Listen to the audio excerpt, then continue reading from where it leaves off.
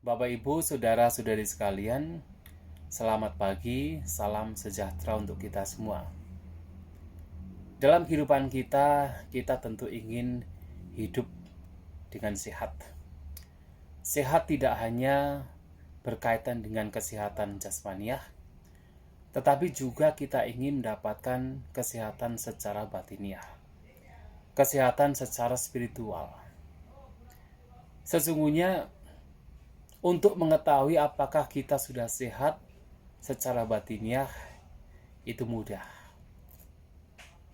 Dan ini bisa diibaratkan seperti untuk mengetahui apakah fisik kita sehat atau tidak, itu gampang. Kalau jasmani kita, tubuh kita mudah terserang penyakit, mudah terkena virus, artinya jasmani kita tidak sehat. Demikian pula, untuk mengetahui apakah batin kita ini sudah sehat atau belum adalah, cobalah lihat.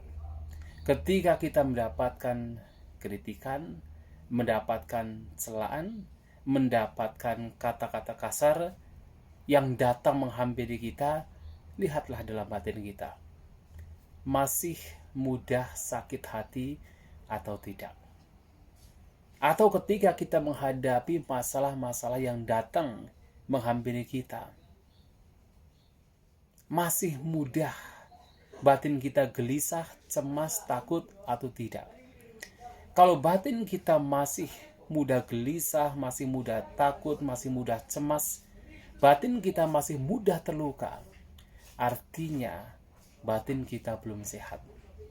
Artinya kita harus masih mempunyai tugas untuk menjaga batin kita, untuk melatih batin kita agar menjadi sehat. Dengan apa? Yaitu dengan cara senantiasa berpikir positif. Dengan cara untuk selalu melihat apapun situasi kondisi yang kita hadapi dari sisi positifnya. Mencari celah. Bahkan ketika kita menghadapi hal yang tidak menyenangkan, kritikan, celaan, kerugian, cobalah untuk melihat celah bahwa ada sisi positif di dalam situasi kondisi yang bahkan tidak menyenangkan. Sebagai contoh, pada saat kita dikritik misalnya, umumnya ketika kita dikritik, kita dicela, kemarahan muncul, ketidaksukaan muncul, merasa harga diri kita direndahkan. Tetapi cobalah justru dengan kondisi demikian kita berpikir positif bahwasanya dalam kita dikritik, sesungguhnya kita mempunyai kesempatan untuk melatih batin kita di dalam kesabaran. Mempunyai kesempatan untuk mengetahui seberapa kuat kesabaran kita. Dalam kita menghadapi situasi yang tidak menyenangkan, situasi yang bagi kita atau bagi orang secara umum situasi yang tidak baik, cobalah pada saat itu kita melihat sisi positifnya. Pada saat itu kita sebenarnya sedang berlatih, mempunyai kesempatan untuk berlatih sejauh mana batin kita sudah seimbang, sejauh mana batin kita sudah tidak gelisah lagi. Dan tentu ketika kegelisahan muncul, kekhawatiran muncul, ketika ketakutan muncul, lihatlah itu, sadari itu, lenyapkan itu, sehingga lama-kelamaan batin kita akan menjadi kuat, batin kita akan menjadi sehat. Dan latihan seperti ini adalah penting. Mengapa? Karena mau tidak mau dalam kehidupan kita, kita akan terus berhadapan dengan perubahan.